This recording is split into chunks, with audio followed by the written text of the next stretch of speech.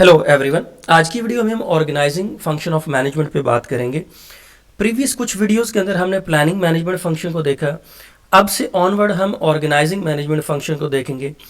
इस वीडियो और इससे सब सीक्वेंट वीडियोस के अंदर हम ऑर्गेनाइजिंग मैनेजमेंट फंक्शन को डिटेल से देखेंगे। सबसे पहले बात करते हैं कि ऑर्गेनाइजिंग मैनेजमेंट फंक्शन है क्या चीज़। ऑर्गेनाइजिंग मैनेजमेंट फंक्शन जो है ये सेकेंड मैनेजमेंट फंक्शन है। पहला मैनेजमेंट फंक्शन जो है वो है प्लानिंग।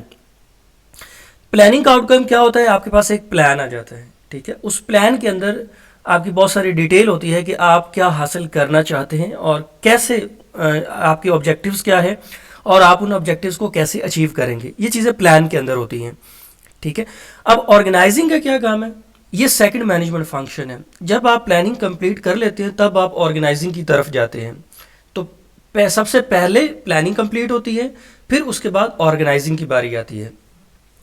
तो ऑर्गेनाइजिंग क्या चीज़ है? ऑर्गेनाइजिंग वो मैनेजमेंट फंक्शन है या वो प्रोसेस है जिसके अंदर आप क्या करते हैं कि आप एक्टिविटीज़ को आइडेंटिफाई करते हैं या टास्क को आइडेंटिफाई करते हैं और फिर जो एक्टिविटीज़ और टास्क है ना उनको एम्प्लॉयज़ के दरमियान डिवाइड कर देते हैं कि किसने क्या क्या काम करना है, ठीक है। और फिर सिमिलर एक्टिविटीज़ जो है उनको आप ग्रुप कर देते हैं। जो एक जैसे काम है ना आप उनको इकट्ठा कर देते हैं और इसके बाद एक अथॉरिटी या रिस्पॉन्सिबिलिटी जो है उसको एस्टैब्लिश करते हैं कि कौन किसको कैसे रिपोर्ट करेगा, ठीक है।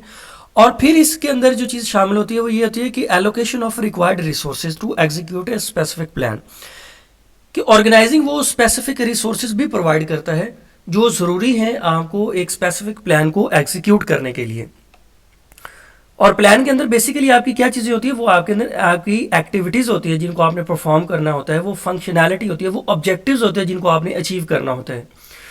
तो ऑर्गेनाइजिंग का प्रोसेस क्या हुआ, एक्टिविटीज़ की आइडेंटिफिकेशन। अब आपने जब एक्टिविटीज़ को आइडेंटिफाई कर लिया फिर आप उनको एम्प्लॉयज़ के दरम्यान डिवाइड कर देते हैं कि किसने क्या क्या काम करना है और फिर जो सिमिलर एक्टिविटीज़ है ना आप उनको ग्रुप करते हैं। इस कॉन्सेप्ट को डिपार्टमेंटलाइजेशन कहते हैं कि जो सिमिलर एक्टिविटीज़ हैं ना आप उनको इकट्ठा कर देते हैं। और फिर जब आपने सिमिलर एक्टिविटीज़ को इकट्ठा कर दिया, एम्प्लॉयज़ को टास्क भी असाइन कर दिए, अब आप ये देखते हैं कि कौन सा एम्प्लॉय जो है वो किसको रिपोर्ट करेगा। जब वो अपना काम कर लेगा तो वो किसको रिपोर्ट करेगा। तो एक रिपोर्टिंग की अथॉरिटी भी इस्टेब्लिश करते हैं आप और रिस्पॉन्सिबिलिटी भी डेलीगेट कर देते हैं कि किसने क्या क्या काम करना है। और फिर बारी आती है रिक्वायर्ड रिसोर्सेज की। अब ज़ाहिर है एम्प्लॉयज़ ने ये काम करना है, एक्टिविटीज़ को एग्जीक्यूट करना है, उसके लिए रिसोर्सेज भी चाहिए होते हैं। तो रिसोर्सेज की एलोकेशन भी ऑर्गेनाइजिंग मैनेजमेंट फंक्शन के अंदर आती है। तो ऑर्गेनाइजिंग मैनेजमेंट फंक्शन क्या करता है, एक्टिविटीज़ को आइडेंटिफाई करता है, उनको एम्प्लॉयज़ के अंदर डिवाइड करता है, सिमिलर एक्टिविटीज़ को ग्रुप करता है, एक अथॉरिटी और रिस्पॉन्सिबिलिटी को एस्टैब्लिश करता है और रिसोर्सेज की एलोकेशन करता है। इस प्रोसेस को ऑर्गेनाइजिंग का नाम देते हैं। अब हमने इसमें बात की स्पेसिफिक प्लान को एग्जीक्यूट करने के लिए। स्पेसिफिक प्लान वो प्लान होता है जो कि आप फर्स्ट मैनेजमेंट फंक्शन के अंदर बना लेते हैं। स्पेसिफिक प्लान आपके ऑब्जेक्टिव्स को बताता है, ऑर्गेनाइजेशनल गोल्स एंड ऑब्जेक्टिव्स को डिफाइन करता है कि मैनेजमेंट ने कौन से गोल्स एंड ऑब्जेक्टिव्स हैं उनको अचीव करना है। वो आप पहले फेज में या फर्स्ट मैनेजमेंट फंक्शन के अंदर आप कंप्लीट कर चुके हैं, आप अपनी प्लानिंग कंप्लीट कर लेते हैं और जब आप प्लानिंग कंप्लीट करते हैं तो फिर आपके पास एक प्लान आ जाता है कि ये प्लान है, ये हमारे ऑब्जेक्टिव्स हैं, ये हमारे गोल हैं जिनको हम हासिल करना चाहते हैं, जिसके लिए मैनेजमेंट कोशिश करती है। अब ऑर्गेनाइजिंग के अंदर फिर क्या आता है कि ऑर्गेनाइजिंग उस प्लान के अंदर से एक्टिविटीज़ को आइडेंटिफाई करते हैं, उन टास्क को आइडेंटिफाई करते हैं जिनको एग्जीक्यूट करना है ताकि उस प्लान को कंप्लीट किया जा सके। और फिर ये देखता है कि उन एक्टिविटीज़ को एग्जीक्यूट करने के लिए कौन कौन से रिसोर्सेज चाहिए होंगे, बिकॉज विदाउट रिसोर्सेज कोई भी काम नहीं होता। तो रिसोर्सेज तीन तरह के होते हैं, human resources, physical resources and financial resources, ठीक है। अब इसके बाद क्या करता है ऑर्गेनाइजिंग मैनेजमेंट फंक्शन, वो ये करता है कि अब आपने रिसोर्सेज भी एलोकेट कर दिए, अब ये देखना है कि कौन सा एम्प्लॉय या कौन सा इंडिविजुअल क्या काम करेगा, who will carry out which task, कौन क्या काम करेगा, किस सीक्वेंस से काम होगा और किस टाइम पे काम होगा। ये ऑर्गेनाइजिंग का मतलब है कि चीज़ों को सिस्टमैटिक वे से ऑर्गेनाइज करना। सिस्टमैटिक वे का क्या मतलब होता है कि आप चीज़ों को प्रॉपरली हैंडल करते हैं, ऐसे रैंडमली काम नहीं करते बल्कि चीज़ों को सिस्टमैटिक वे में एग्जीक्यूट करते हैं। ये काम ऑर्गेनाइजिंग मैनेजमेंट फंक्शन के अंदर होता है। फिर ऑर्गेनाइजिंग का ये काम है कि ये जो सिमिलर एक्टिविटीज़ होती है ना उनको ये ग्रुप कर देते हैं और फिर उसको किसी एक डिपार्टमेंट को असाइन कर देते हैं या एक फंक्शनल यूनिट को दे देते हैं। सिमिलर एक्टिविटीज़ किस तरह की हो सकती है? फॉर एग्जांपल एक ऑर्गेनाइजेशन है, वो कुछ प्रोडक्ट्स बनाती है, तो उसके अंदर डिफरेंट डिपार्टमेंट्स हैं। उसमें एचआर का डिपार्टमेंट है, प्रोडक्शन है, सेल्स है, मार्केटिंग है, प्रोक्योरमेंट है, क्वालिटी मैनेजमेंट है, ठीक है, प्लानिंग डिपार्टमेंट हो सकता है। तो अब हर डिपार्टमेंट जो है वो similar type of activities execute करता है। जैसे एचआर डिपार्टमेंट है ना, तो उसने ह्यूमन रिसोर्स के रिलेवेंट काम करना है। प्रोडक्शन डिपार्टमेंट जो है उसने प्रोडक्शन का काम करना है।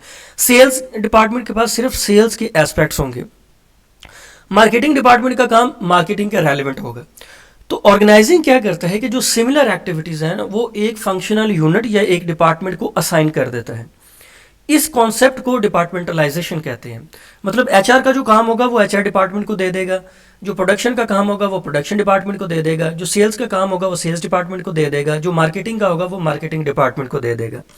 ठीक है, सिमिलर एक्टिविटीज़ को ग्रुप करके एक फंक्शनल यूनिट या डिपार्टमेंट को वो काम असाइन कर देते हैं। इस कॉन्सेप्ट को डिपार्टमेंटलाइजेशन का नाम देते हैं। फिर ऑर्गेनाइजिंग का दूसरा काम यह है कि वो, अब जब आपने टास्क असाइन कर दिए, डिफरेंट डिपार्टमेंट्स को असाइन कर दिए, अब आपने ये भी चेक करना है कि आया वो काम कंप्लीट हुआ भी है या नहीं हुआ, या वो डिपार्टमेंट्स जब काम कर लेंगे तो वो किसको बताएंगे कि हमने ये काम कर लिया है।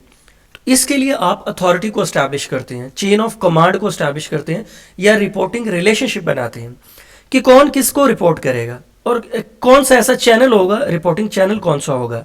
ठीक है, ये भी ऑर्गेनाइजिंग मैनेजमेंट फंक्शन का ही काम है कि अथॉरिटी को एस्टैब्लिश करना, चेन ऑफ कमांड को बनाना, या रिपोर्टिंग रिलेशनशिप डेवलप करना।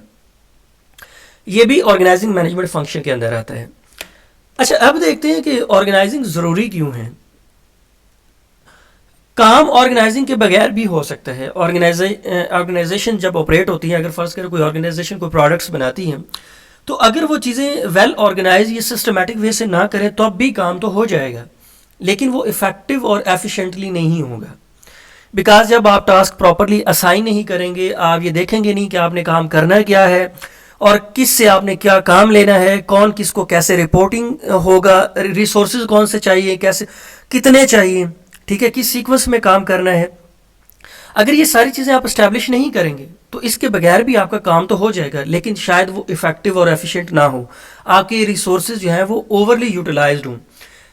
ठीक है, जब आपके ओवरली यूटिलाइज रिसोर्सेज होंगे तो डेफिनेटली उस पर आपकी कॉस्ट आती है। तो थ्रू ऑर्गेनाइजिंग मैनेजमेंट फंक्शन आपका काम जो होता है वो इफेक्टिवली होता है और एफिशिएंटली होता है। ये था ऑर्गेनाइजिंग मैनेजमेंट फंक्शन के बारे में। नेक्स्ट वीडियो में हम ऑर्गेनाइजिंग प्रोसेस पे बात करेंगे। I hope you understand my point. Please subscribe my channel. Thank you very much.